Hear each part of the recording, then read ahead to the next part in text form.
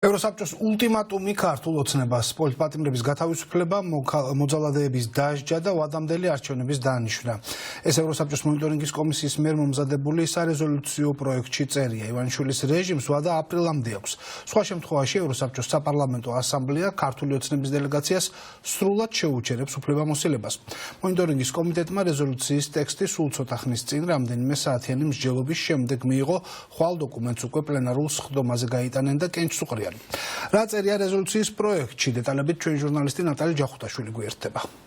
ევროსაბჭოს რეზოლუციის პროექტში წერია და პირდაპირ მოწოდება გაკეთებული არალეგიტიმური ხელისუფლების მიმართ, რომ აპრილის თვემდე რეჟიმა გაათავისუფლოს ყველა პოლიტიკური პატიმარი, დასაჯოს მოძალადეები და ჩანიშნოს ვადამდელი არჩევნების თარიღი. სხვა შემთხვევაში ევროსაბჭოს საპარლამენტო ასამბლეა უკიდურეს ზომას გამოიყენებს ქართული ოცნების წინააღმდეგ და ოლიგარქის დელეგაციას სრულად შეუჩერებს უფლებამოსილებას ევროსაბჭოში, თუმცა შეგვიძლია ვთქვათ, რომ უკვე ხვალიდან სანქციები ნაწილობრივ ამოქმედდება ქართული ოცნების წინააღმდეგ, ვინაიდან ამ დოკუმენტშიცაა ხაზგასმული, რომ არაერთი შეზღუდვა შეეხებათ ქართული ოცნების წარმომადგენლებს, ისინი შეზღუდულად იმუშავებენ ევროსაბჭოში, მაგალითად ქართული ოცნების დელეგაციის წევრები ვერც ერთ საკომიტეტო სხდომაში ვერ მიიღებენ მონაწილეობას და ვერ დაინიშნებიან ვერც ერთ თანამდებობაზე, სხვათა შორის ვიდრე ეს რეზოლუციის ტექსტი გახდებოდა ჩვენთვის ცნობილი და იქამდე სანამ მონიტორინგის კომიტეტი მიიღებდა ამ დოკუმენტს, თეა წულუკიანი, რომელიც ახლა იმყოფება თავად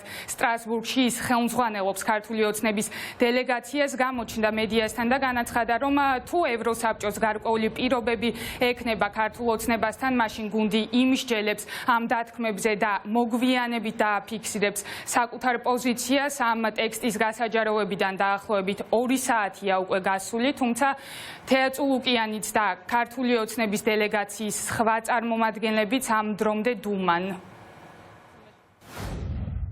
ამ მოსაზრების ფონზე და როგორც დიალოგის შენარჩუნებისადმი საკუთარი ღიაობის დამადასტურებელი სიგნალი, ასამბლეა ელოდება რა ქართული დელეგაციის რწმუნებათა სიგელების ხელახლა განხილვას და ქვეყანაში ვითარების სერიოზულ გადაფასებას 2025 წლის აპრილის სესიაზე. იღებს გადაწყვეტილებას, რომ სესიის ამ ნაწილზე მოახდინოს ქართული დელეგაციის რწმუნებათა სიგელების რატიფიცირება და ამავე დროს დაჟინებით მოითხოვს საქართველოს ხელისუფლებისგან და უყონებლივ დაიწყოს ინკლუზიური პროცესი, რომელშიც ჩაერთვება ყველა დაინტერესებული მხარე და სოციალური აქტორი, მათ შორის მმართველი უმრავლესობა, ოპოზიცია და სამოქალაქო საზოგადოება, რათა სასწრაფოდ აღმოიფხვრას ბოლო საპარლამენტო არჩევნების დროს გამოვლენილი ხარვეზები და შეიქმნას ისეთი საარჩევნო გარემო, რომელიც ხელს შეუწყობს ჭეშმარიტად დემოკრატიული ახალი არჩევნების ჩატარებას მომდევნო თვეების განმავლობაში. გაათავისუფლოს ყველა პოლიტიკური პატიმარი ასამბლეის 2025 წლის აპრილის სესიამდე.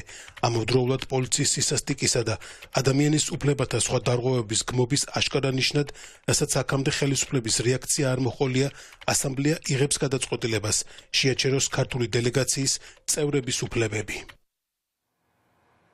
ოპოზიციაში აცხადებენ, რომ რეზოლუციის ეს პროექტი ქართველი ხალხის კიდევ ერთი გამარჯვებაა, ქართული საზოგადოების ნებაა გამოვლენილი ამ დოკუმენტში და ყველა ის მოთხოვნაა წამოყენებული, რაც აქვს ქართულ საზოგადოებას, უკვე ხვალ პლენარულ სესიაზე გაიტანენ ამ დოკუმენტს და ოპოზიციაში იმედოვნებენ, რომ საბოლოოდ ეს რეზოლუცია იქნება მიღებული მომდევნო საათების განმავლობაში. შესაძლოა გარკვეული ტიპის შესწორებები შეიტანონ ამ დოკუმენტში, თუმცა ოპოზიციაში აცხადებენ, რომ ეს შესწორებები თუ იქნება უმნიშვნელო.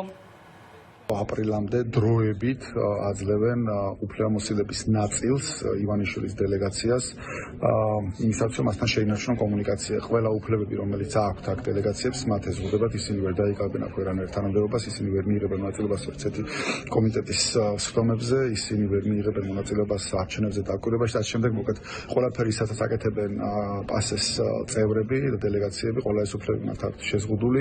ერთ-ერთი რჩებათ ის, რომ უბრალოდ საკომუნიკაციო არხი შეინარჩუნონ ივანიშვილის ხელისუფლებასთან აპრილამდე, იმისათვის, რომ აპრილამდე მათ გაათავისუფლონ ყველა პოლიტიკური პატიმარი და აპრილამდე ჩაინიშნოს ახალი არჩევნების თარიღი. გრძელდება ივანიშვილის რეჟიმის საერთაშორისო არაღიარების პოლიტიკა, ისევე როგორც სასანქციო პოლიტიკა, რომელსაც ახლა უკვე ევროსაბჭოს საპარლამენტო ასამბლეაში დაწესდება სანქციები ივანიშვილის რუსული რეჟიმის წინააღმდეგ.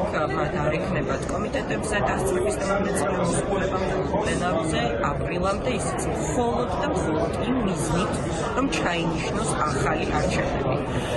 ასე რომ ეს სამუშაო ვერსია, რომელიც ახლა გამოქვეყნდა, რომელსაც დიდი ალბათობით ამ ფორმით დაამტკიცებს უკვე ევროსაბჭოს საპარლამენტო ასამბლეის პლენარული სხდომა, არის ძალიან დიდი მიღწევა და მონაპოვარი ქართული ხალხის. აპრილამდე ეძლევა ვადა ქართულ ოცნებას, რომ ჩაატაროს ახალი არჩევნები, აპრილამდე უნდა გამოუშვას აბსოლუტურად ხას უსვამს აბსოლუტურად ყველა პოლიტიკური პატიმარი და აპრილამდე აუცილებლად უნდა მისცეს პასუხისგებაში ძალოვანი უწყებების წარმომადგენლები, ვინც ფიზიკურად იძალა და მშვიდობია დემონსტრანტებზე. კიდე სხვა მოთხოვნებია, ამას ალბათ დოკუმენტში ბევრი ნახავთ, მაგრამ თავარია, რომ ხვალ იქნება საბოლოო კენჭისყრა ამ დოკუმენტის, ეს არის წინასწარი დოკუმენტი, რომელიც ეფუძნება ჩვენს მიერ წარმოდგენილ ფაქტებს საქართველოში, რაც ხდება, იმ ობიექტურ რეალობას, რაც ხდება საქართველოში. შეიძლება ითქვას, რომ სანქცირება მოხდა უკვე, სანქცირება მოხდება უпростоრად ხვალ როდესაც დაამტკიცებს სესია ამ დადგენილებას, იმიტომ რომ ევროსაბჭოში წევრობა ნიშნავს იმას, რომ შენ შეგიძლია მონაწილეობა მიიღო კომიტეტების მუშაობაში, სადამკვირვებლო მისიების მუშაობაში და სხვა. ეს ყველა უფლება ჩამოერთვა ქართული ოცნების დელეგაციას.